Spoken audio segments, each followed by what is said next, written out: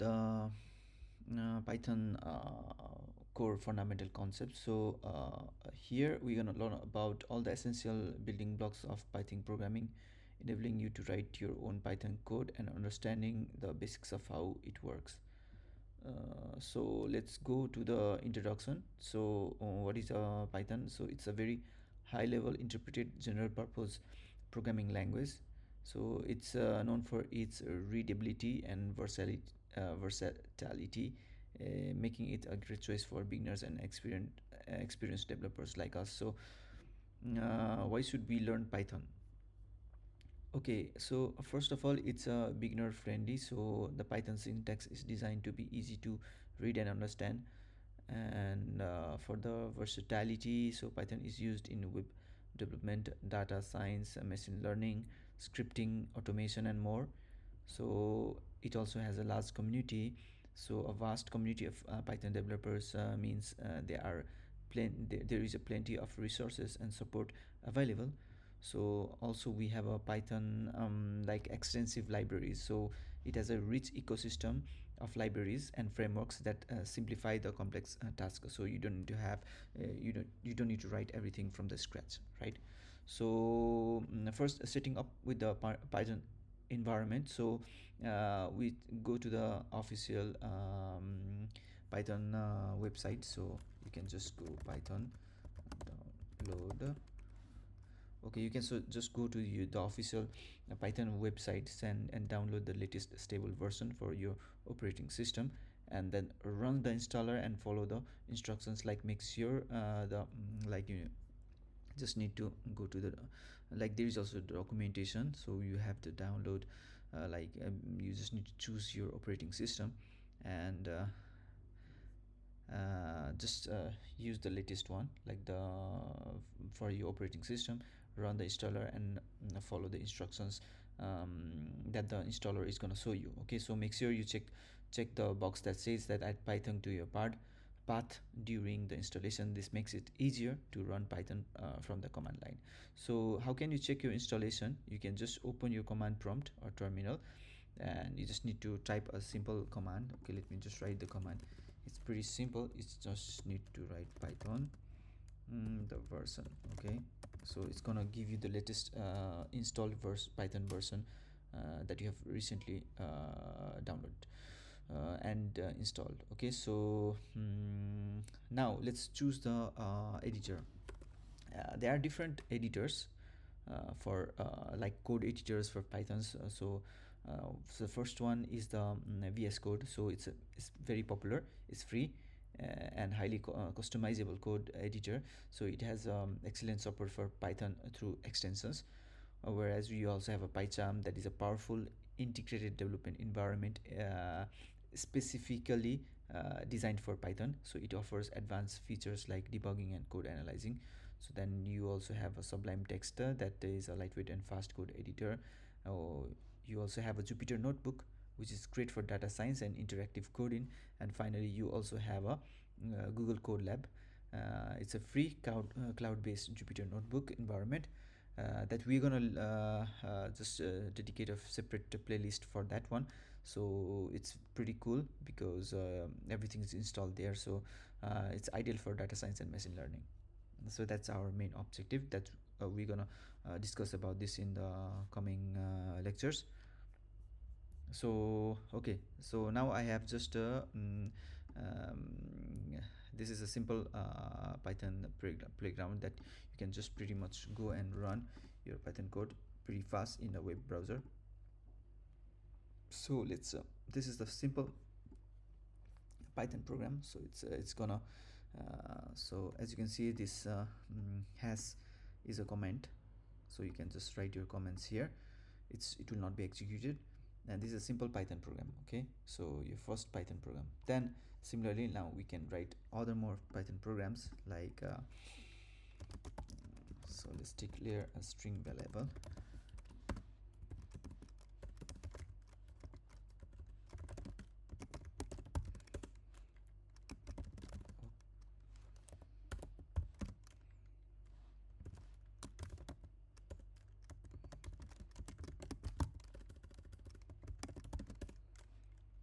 Okay, so you also have a floating point.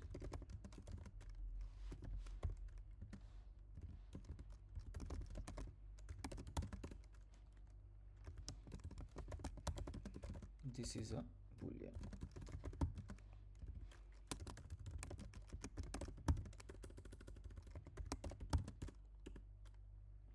Okay, now you can print uh, say my.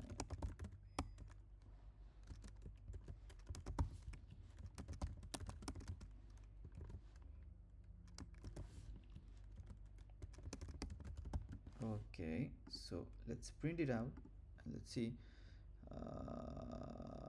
Okay, let's see. Okay, my name is Alice and I'm 30 years old. So this is the output. Okay, so it's pretty simple. So here the things that you have to understand is the data types that we're going to use. We're using string. We are using the integer. uh, we are using the float and the boolean. So it is using the type inference and it's automatically obtaining the type from the value. Okay, so it's pretty cool. So now let's talk about the operators. So operators in Python are the symbol that performs operations on values and variables. Okay, so we have arithmetic operators, which is like addition, subtraction, multiplication, divisions, floor division, module, exponentials. Then similarly we also have assignment operators, which is like assignment, add, okay, subtract, add and assign, subtract and assign, multiply and assign, divide and assign, so there's a equal to, comparison operator like equal to, not equal to, like greater than, less than, greater than or equal to, less than or equal to. Then also you have a logical operators like and or not. Then you have a membership operator like in, not in, identify operators like is or not, is not, right? So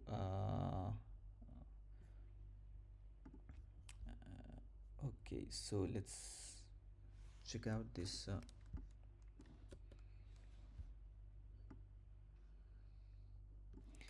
can see it's like Python Torso.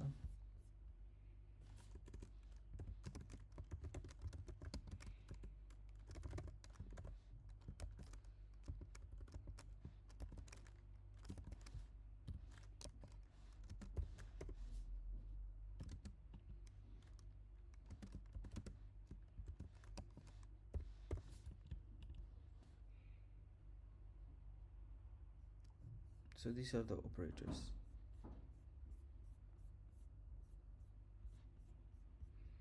Alright guys, so let's see.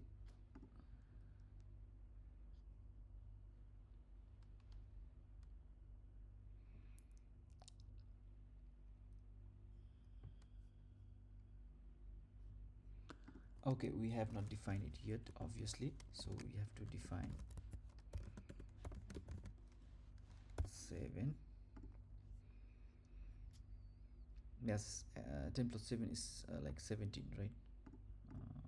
Okay, similarly we also have a division, floor division, modulus, exponential. Okay, so we have all this mm, arithmetic operators that you can check it out here. Okay, so then we also have a assignment operators like x. You can assign x to any number like 3. Then you can also have a comparison and logical operators.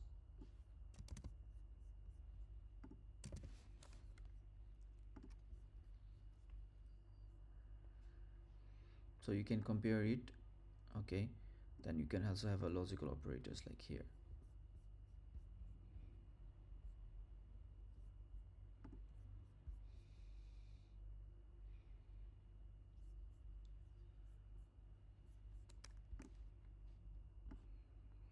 Okay, so now let's talk also about the strings.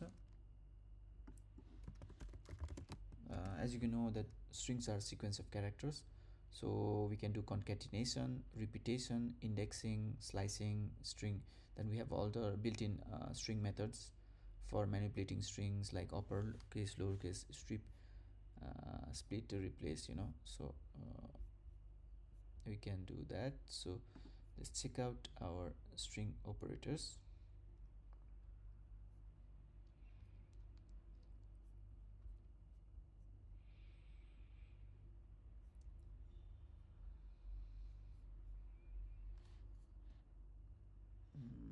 So yeah, so you can also do it in this way. So I will show you another Google Code Lab. Okay, so here you can check out my Google Code Lab. Here I have created some this string operators. Okay, as you can see here, you can do the concatenation of a string. So it's just joining string together using a plus. Okay, it's like a string is concatenated to another string together using a plus. Okay, plus operator. And then you can also repeat a string using this another operator like multiplication operator. Then also you can access the individual character using their position starting from the particular index. Like here for example you have an index 0, then you also have an index the last index is represented by -1. Then you can extract a portion of a string using this slicing. As you can see here, example slicing, we are just slicing the 1 to the fourth element.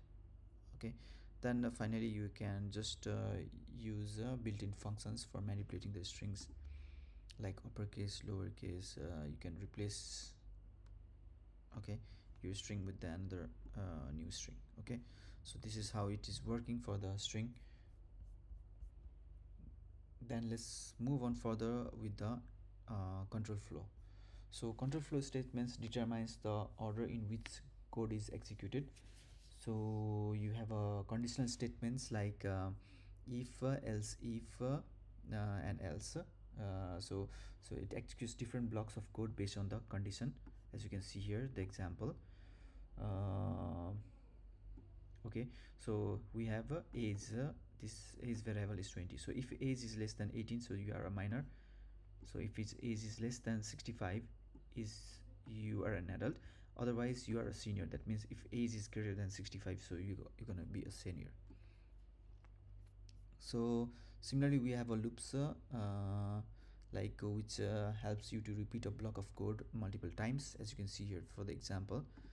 And this is a for loop and this is a while loop, and so this is the final output. Okay, so now let's move on further for the data structure. They are the way of organizing and storing the data. As you can see here, this is a list, example of a list. This is the example of a tuples. This is the example of dictionaries, and then we have a sets. Okay, so finally we also need to learn more about the functions, which are the reusable blocks of code that performs a specific task. So in this example we are defining a function that adds taking these two variables x and y. So it's gonna use this operator, addition operator, to add the values and return the result, as you can see here. Okay, then you have a modules. Modules are files containing Python code. So packages are collections of also modules. So here in this example we are importing the math module, and then we are using this square root function from the math module and using the pi constant from the math module. So this is how it's working, and then this is the final output, as you can see here. Then so you can create your own modules. You can create a new Python file and put the function class of variables in the file, and in the another Python file you can import the module, just importing that module using the module name, and then you can just use the function from that module. Okay, packages are the way to organize related modules into a directory hierarchy, and a packages is essential for in a directory containing a init py file, which can be empty, and other module files. Okay, so finally let's learn about the error handling. So for error handling, it's very crucial for writing robust programs. So it allows you to gracefully handle unexpected situations, errors, or exceptions that might occur during program execution. So you can use this try, except. So this try block, except, and else, and finally. So try block is the block of code where the error might occur. So this is where you really try your code, and then this will cause a zero division error. So you accept is the block of the code that handles the specific type of the error. So you have different types like zero division error, you have a type error, or else you have no error occurred, or finally like the block of the code that runs with no error. Okay, so this is like no error block. And then finally you is the block of code that always runs, so regardless of whether you have an error or you don't have an error in the code. And this is the final output. Okay, so you can raise the exceptions. You can also manually raise the exceptions actually using the raise keyword. As you can see here, we have a raise keyword to raise the exceptions. We are validating, this is the function that validates the age. It checks conditionally that if the age is less than 0, then it's gonna raise an error that its age cannot be negative. Okay, so otherwise the if also the age is greater than 120, age is not valid because you cannot be more than 120 years old. So, and finally the age is valid. Okay, so this is how you validate the age, this is how you raise the exceptions. Okay, and that's the simple practical implementation of how we can use Python. So that's it from my side, guys.